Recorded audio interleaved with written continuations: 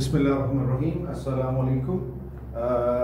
बच्चों, हमारा आज का प्लान है 1.4 एक्सरसाइज। मैंने थोड़ा सा कॉन्सेप्ट दिया था थोड़ा सा आपको लास्ट लेक्चर में कि कैसे पता लगेगा कि दो मैट्रिसेस को हम मल्टीप्लाई कर सकते हैं या नहीं कर सकते। एडिंग और सब्ट्रैक्टिंग का तो बहुत इजी क्राइटेरिया है, सेम ऑर्डर होना चाहिए, जितनी रोज उतने कॉलम होना चाहिए। इसका ऐसा नहीं है, थोड़ा डिफरेंट क्राइटेरिया है। लेट्स सी हम कैसे करते हैं।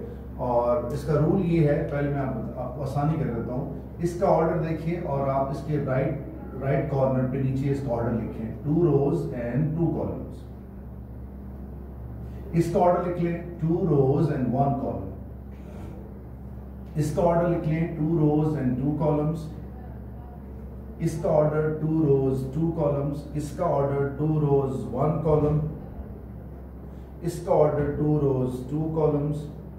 इसका 3 रोज एंड 2 कॉलम्स। इसका 2 रोज एंड 3 कॉलम्स। इसका देखते हैं तो 2 rows and 3 columns, column 1, column 2, column 3। इसका ऑर्डर बनता है 3 रोज और 2 कॉलम्स। अब आपने ये करना है कि आपने ऐसे रेक्टेंगल बना लेनी है, एक ऐसे, ठीक है, रेक्टेंगल।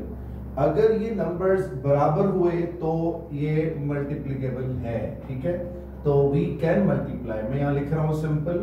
क्वेश्चन है कि क्या are they conformable for multiplication और नॉट। आप सिंपल मल्टीप्लिकेशन आप लिख सकते हैं कि वी कैन मल्टीप्लाई या मल्टीप्लाई यानी दे कन्फर्मेबल, ठीक है, कन्फर्म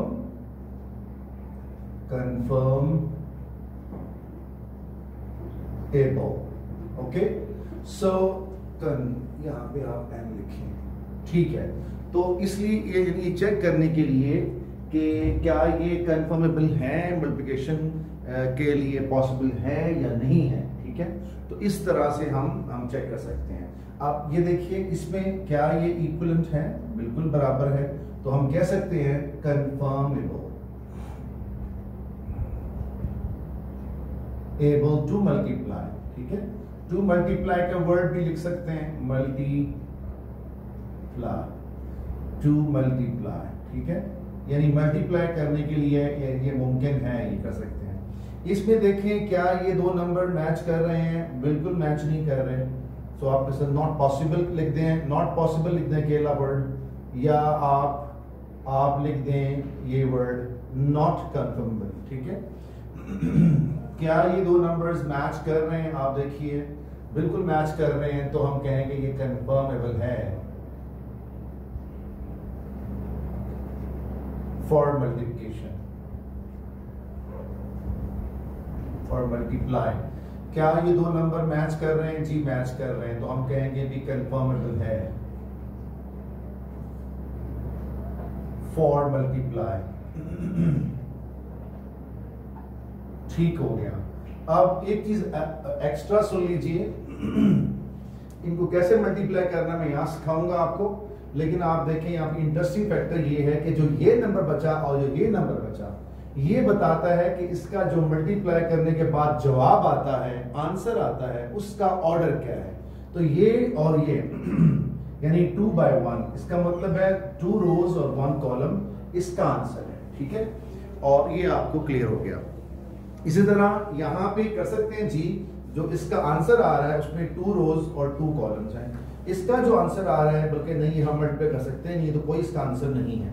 इसमें बराबर बिल्कुल, तो उसका 3 रोज और 3 कॉलम आंसर है, इसके 2 रोज और 2, तो ये आपको अंदाजा हो गया। यहां से देखते हैं, अब आपको ज्यादा कंफर्म हो जाएगा।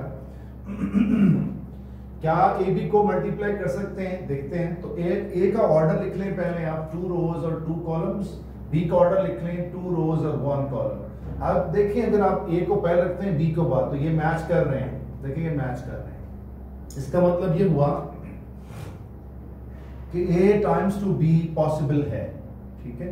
3 0 -1 2 टाइम्स 2 6 5।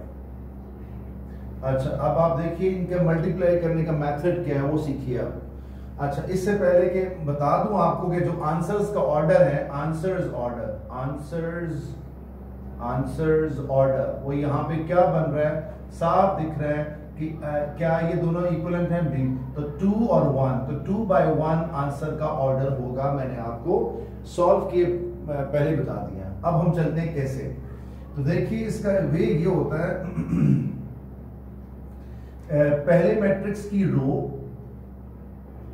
और दूसरे मैट्रिक्स का कॉलम, ये रूल है, ठीक है। आपको ऐसे ही मल्टीप्लाई करना, ऐसे नहीं करना कि 3 को 6 की किया और 0 को उस एक्स्ट्रा नेक्स्ट एलिमेंट से किया, जिस तरह आप ये समझें कि 1 2 से ये ऐसा नहीं करना, कॉरेस्पॉन्डिंग नहीं कर सकते। इसका रूल है, तो पहला इससे करेगा और मैं दिखाता हूं, तो 3 टाइम 2 6 और प्लस का साइन कंपल्सरी है, फिर 0 into 5, यहां पे क्लोज क्यों हो गया, क्योंकि इसके मेंबर्स खत्म हो गए, पहली रो की गेम खत्म हो गई। अब मेरी रो नंबर 2 है और उसकी बारी भी ऐसे ही होगी। इसका मतलब अब रो नंबर 2 है तो मैं इसका आंसर रो नंबर 2 में लिखूंगा, यानी इसके आंसर का दारोमदार डिपेंडेंसी आपकी इसके रोज पे होती है, यानी पहला रो है तो इसका आंसर पहले रो में है। अब ये चूंकि सेकंड रो है तो इसका आंसर सेकंड रो में आएगा। तो लेट्स स्टार्ट, ये इससे मल्टीप्लाई करेगा -1 times 2 6 और ये इससे 2 times 2 5। तो देखते हैं आंसर क्या निकलता है। यहां से आ गया 18, यहां से 5, यहां से -6, यहां से 10। तो अल्टीमेटली हमारा आंसर निकल आया 23 and 4। और इसका ऑर्डर क्या है, देखिए 2 रोज और 1 कॉलम, जो कि बिल्कुल मैच है। आप देख सकते हैं बिल्कुल परफेक्टली मैच है। तो इसका मतलब ये हुआ कि आप आंसर का ऑर्डर भी प्रेडिक्ट कर सकते हैं और उसका अंदाजा लगा सकते हैं कि इसका क्या आंसर है।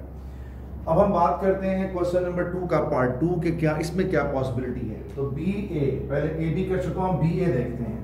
तो b टाइम्स 2 a कैसे करेंगे, देखते हैं कैसे करेंगे। पहले b लिखा मैंने 6 5, अब मैंने a लिखा, a क्या है 3 0 -1 और 2। इसका ऑर्डर है 2 रोज और 1 कॉलम, इसका ऑर्डर है 2 रोज और 2 कॉलम।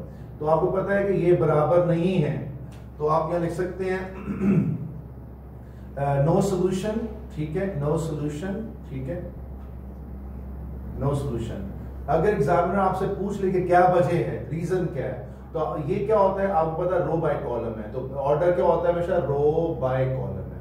तो आप कह सकते हैं कि जो कॉलम है ना पहले मैट्रिक्स का, आप लिखिए नंबर ऑफ कॉलम्स